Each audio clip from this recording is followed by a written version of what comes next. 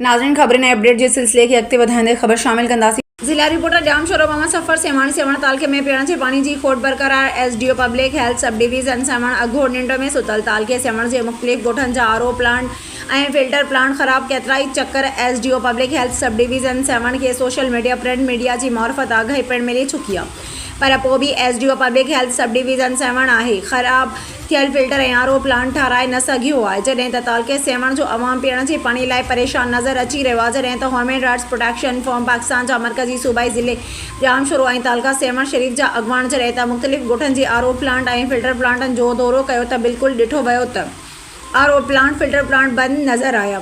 जॾहिं त human rights protection forum Pakistan जे अॻवाननि SDO public health subdivision Sehwan खे फ़ोन कई त साहब जो मोबाइल नंबर बंदि मिलियो। उहा बि ॼाण मिली आहे त सेवण सब डिवीज़न ते मुक़ररु कयल एसडीओ पब्लिक हेल्थ 16 BPS जो मुक़ररु थियल आहे, जॾहिं त उहा पोस्ट BPS 17 जी आहे। उन ऑफिसर खे OPS ते मुक़ररु कयो वियो आहे। जॾहिं त OPS ते ऑफिसरनि जी मुक़ररी उन सूरत में कई वेंदी आहे त उनखे खाते में ऑफिसरनि जी खोट हूंदी आहे।